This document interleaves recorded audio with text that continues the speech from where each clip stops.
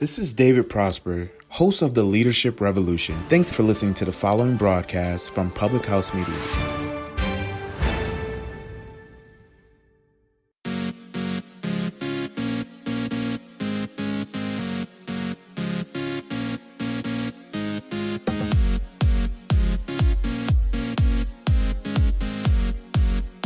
There are really only two regrets in life: things you should have done and things you would have done.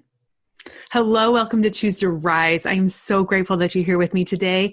And I want to give a little advice to yourself today in that, advice is everywhere, and there's always going to be something that you're going to regret.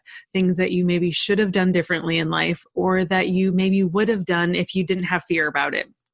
But I would encourage you today to give up those regrets, to not worry about regrets in life, and just choose to live in exactly where you are and exactly what's happening in your life, and understanding that the decisions you've made in the past don't have to define your future. And that if you could go back in time and change something, what would that look like? And really the whole thing is like, if you could go back and give your younger self some advice, what would that advice be? And then how can you live in that advice right now? The person you were 5 seconds ago is the person that is who you were in a younger state, right? 5 seconds ago, 5 minutes ago, 5 hours ago, you were younger then than you are right now. So if you're really reflecting on what kind of advice would I give my younger self? What kind of advice would I give my teenage self, my elementary age self? What kind of advice would I give my young adult life person, depending on how old you are, right? If you're really thinking about that, what kind of advice would you give that person now?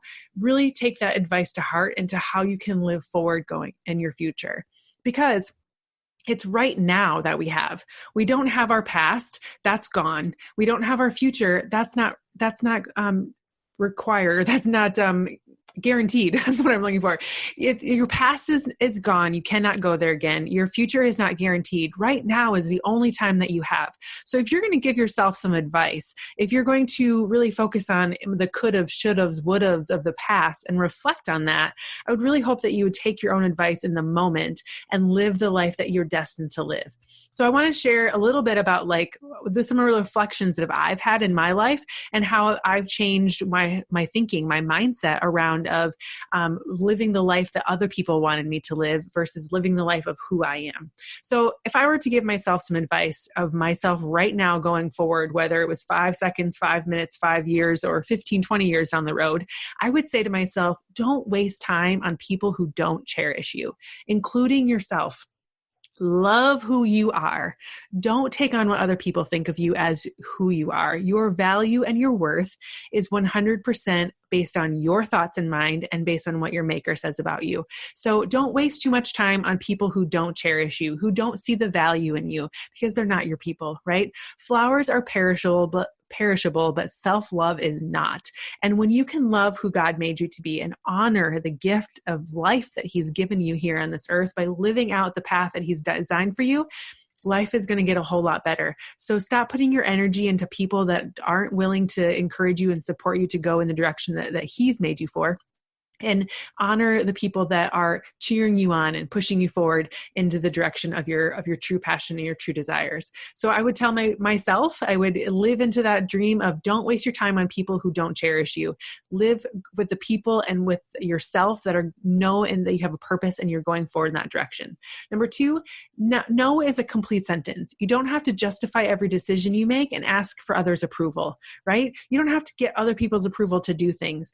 And no is a complete sentence. You get to decide where you put your time, where your energy, and all those things. You don't have to justify why you're saying no. You don't have to justify why you're saying yes. You get to make the decision and then stand by that decision, and not let other people worry about what you're doing or why you're saying it. If you own that decision and you take responsibility for that decision and you know it's what's best for you, go do it. Number 3, read and travel more to feed your soul. Keep in mind that the beauty will fade, but wisdom will stay forever. I really try to live this one out with my kids, even telling them and encouraging them that experiences over things is what matters. I try to instill and live my life in the fact that when I can read and learn, my mind is the one thing that I can invest in that will change everything in my life. I know I was listening to, this was even a couple of years ago, a podcast by Brooke Castillo, and she was talking about the 3 investments. Like, does she invest in her mindset? Does she invest in her business? Does she invest in her family? And like just different investments to like grow herself. And she would always say that the number one investment that you can make in your life is the investment of your mindset. Whether it's what you're learning, what you're using to kind of grow yourself and know yourself, and really just understanding that reading and learning and traveling and experiencing things and learning and growing yourself is going to be the thing that's going to pay off for you in the long run. Because no one can, people can take my house, people can take my things, people can maybe even take my freedom, but they can't take my mindset. Like, it's kind of a whole Nelson Mandela thing, right? Like, they took everything from him, but what was strong in his heart and his mind. And so the more you can strengthen your soul, the more you can strengthen your mindset and really understand that you are God's and God is yours, and you are here for a purpose and a reason, that you cannot fade away, right? Beauty will fade, but wisdom will stay. And the more you know, the more you apply, the more you understand your true self, the better life you're going to have in the long run. The next one I have for you is celebrate all of your achievements and your failures. You know that by listening to this show all the time, that one of the big affirmations that I do with my kids all the time is that when I fail or when I struggle, I just keep trying, because when I fail is when I learn. And so I want you to celebrate your failures. I want you to celebrate those learning opportunities just as much as you would celebrate the achievements, right? I want you to celebrate the falls. I want you to celebrate the struggles, because it's where you grow. Those ups and downs will prove that you truly lived in this life. Those ups and downs are what's going to make the journey the journey. No one would want to just walk 100 miles on flat ground, or even like driving through Nebraska, right? Like, it's non-eventful. So kudos, sorry, if you live in Nebraska, I'm not trying to defend you, but if you've ever driven through Nebraska, you understand. It's not like driving through Colorado where there's beautiful things to look at all the time, right? So stop. You have to know that those ups and downs are things that make you who you are. It's the excitement in life. It's the things that you're riding the 2 rails of life, of hope and joy and strength and amazingness and pain and sorrow and things that are just happen to you, bad circumstances. But you can't change the circumstances. You can only respond in only choice of how you respond to it. So celebrate all of it. Celebrate life, because again, your past is in the past. You can't change any of it. The future is not guaranteed. So you can't go live there either. Live in the present. Celebrate everything that's happening right here, right now. Number 5 for you is to don't compare. Stop comparing yourself with other people. If I were going to tell myself I'm a female, so I would stop comparing myself to other girls. I would stop worrying about what they look like. I would stop worrying about what they're wearing. I would stop worrying if they have makeup or they have mascara or if they have fancy clothes or any of the things. And then that's been one of the most truly inspirational and freeing things about my life is that one of my dear friend and mentors and just friend in life, she's a great mentor of mine, but she would say, Kim is just simple. And there's no fluff. There's no extra. She's not trying to be somebody. She's just simple. It's like the simple things in life give her pleasure. And that is so true. Like, I don't have to have all the things to make me smarter, prettier. I don't have to take any of those things as a value. But you having those things doesn't devalue me, and you having those things doesn't devalue to me. So it's just a matter of you get to own and be who you want to be. Stop comparing yourself with other people, because you're comparing your journey to someone else's journey. And we're not supposed to be on the same journey. We're supposed to be on our journey and our journey alone. Your value does not decrease because someone else is unable to see your uniqueness, and other people's uniqueness and amazingness doesn't decrease because you don't see their value in them. We are here to live our life. So put on your blinders. Be the person who God designed you for. Listen to Him. Connect to the things that light you up inside and go that direction. Don't worry about what other people are doing, because other people's opinions have nothing to do with you. They're none of your business, right? Number 6, think long and hard before you say yes. Is the thing that you're about to say yes to going to serve you? Is it only going to serve others? Is it going to have both service of you and others? Is it going to be a benefit, a mutual benefit kind of situation? I try to plug into things that are going to be a mutual benefit area. I just was on a podcast that's going to be airing soon on somebody else's podcast. And he was talking about this golden idea concept. And I love it. And 100% giving him credit for it. But he talked about having like good ideas where they're things that are benefiting one person or the other. So like they're benefiting me and me only, or they're benefiting other people. And that's cool too. Like we should definitely benefit people and other things. Bad ideas, like if they don't benefit anyone. And a golden idea is where it benefits both parties. And so I would say this is what I'm here thinking long and hard before I say yes to something is this saying yes? Is this where I'm going to put my time and my energy and my focus? Because what you focus on expands. Are you going to put your time, energy, focus into something that is going to be mutually beneficial, where it's going to help a lot of people, it's going to help yourself, it's going to help everyone involved. Those are the kinds of things that we need to say yes to more often in this world. Number 7, last one for you here. I want to keep this short. Stop to admire the little things in life, no matter how busy you are. It's always the little things that add up to be the big things. I mean, yes, we recognize and remember the big things in life, like these graduation parties that are happening or not happening, weddings, anniversaries, those kinds of things.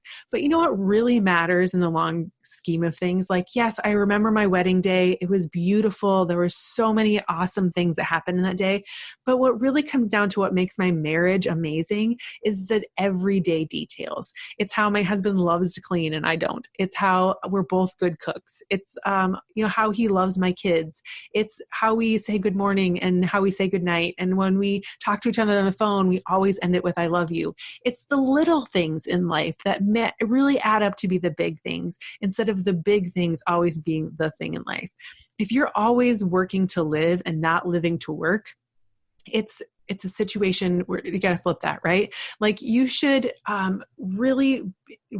love fitting my job, fitting my career, fitting my coaching life around my family. My family is my number one. I'm never going to get the time back with my kids again. I'm never going to get this time back with my husband again. Once it disappears, it goes away.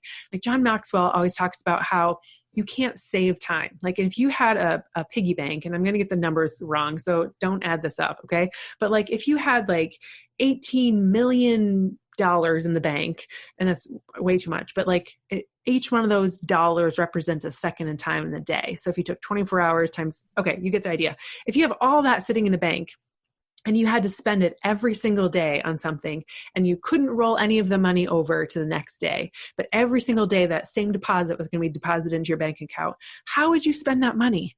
How would you use that investment into you every single day and make it of value to other people? If you don't use it, it gets flushed away. What would you do with that money?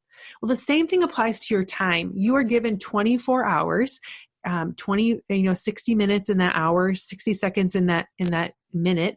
You're giving all of this time to be able to do something and invest something in your life. So if you're going to have all of this time on your hands, some of it's going to go to working a job and earning money. Some of it's going to go to personal care, I hope. Some of it's going to go into family time and those kinds of things. But you have to decide where that time goes in your life. So I would say invest in the things that really matter. And it's the small things in life that really matter, not necessarily the big things. But, experience stuff with your family. Think long and hard about the things that you say yes to, because that time, that investment that you have for yourself really matters.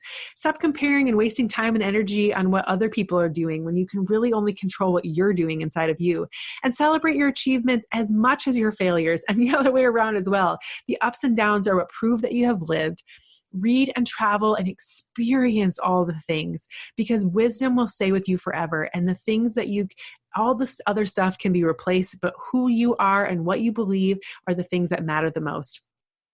No is a complete sentence. You don't have to justify decisions that you're making, and you don't have to do anything for the approval of others. And then also remember that wasting time on other people who don't believe in you, learn to love yourself.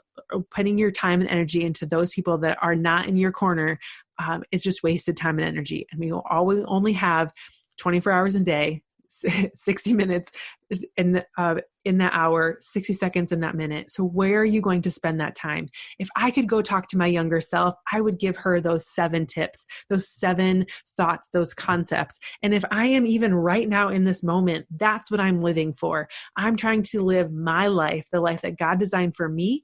And when I can put more time and energy and attention into my faith and to who I am as a woman and who he's created me to be as the perfect individual going forward and serving other people in my unique way in this world, I know that's where things are going to get a whole lot more amazing in my life. So if that speaks to you in any sort of way and you know that someone else could love this show, please go tell other people about it. Share this message with other people on your social media. If you're on here on Facebook, simply just share it to your page. Send it in a message to someone that needs to hear it. If you're in the podcast version, screenshotting it, sharing the link with someone else, telling other people about Choose to Rise on your social media helps grow the show. It helps more people find us. And I hope and I pray that it's something that helps other people grow and rise up out of their current situation to live their best life. It's something that I hold dear to my heart, that I can help serve you and encourage you and just bring more joy to your heart and mind. So thank you so much for joining me today. You all matter to me so very much. And I am so encouraged by you. And I hope that I keep coming back here every Monday, Wednesday, Friday and listening in and pouring into you just as much. Have a great day, everyone. I'll see you back here again next time.